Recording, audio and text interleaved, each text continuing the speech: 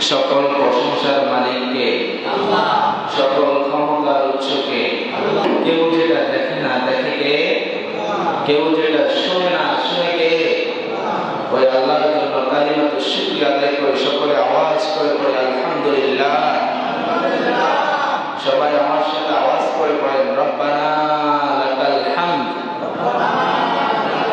হামদান কাসীরান তাইয়িবান মুবারাকান ফীহি ইয়া রাব্বি লাকাল হামদু কামা ইয়ানবাগি লিজালালি ওয়াজহি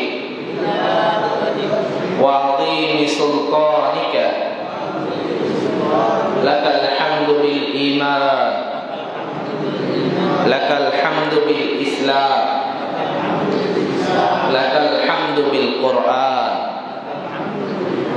আমরা প্রশংসা করলাম কার? সব সময় প্রশংসা করব কার? আল্লাহ। প্রশংসা করলে আমাদেরকে নেয়ামতের বাড়ি দ্বারা আরো বাড়িয়ে দিবেন কে? এই জন্য বেশি বেশি আল্লাহর প্রশংসা করব। কার প্রশংসা? আল্লাহর প্রশংসা করলে আল্লাহ খুশি হয়, নারাজ হয় কে? শয়তান। যেদিন মক্কা বিজয় হয়েছিল,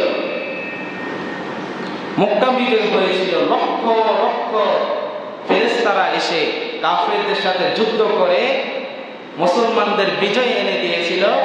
ওই দিন শয়তান সবচাইতে বেশি নিজেকে লজ্জিত মনে করেছে। 3 নম্বর দিন হলো হজের দিন, আরাফার দিন। এই হজের দিন সূর্য ডুবার আগ মুহূর্তে যখন বিশ্বের বিভিন্ন স্থান থেকে যাওয়া লক্ষ লক্ষ হাজিকে আল্লাহ একসাথে ক্ষমার ঘোষণা করে দেয়, তখন শয়তান নিজের কাছে নিজেকে লাঞ্ছনা বোধ মনে করে।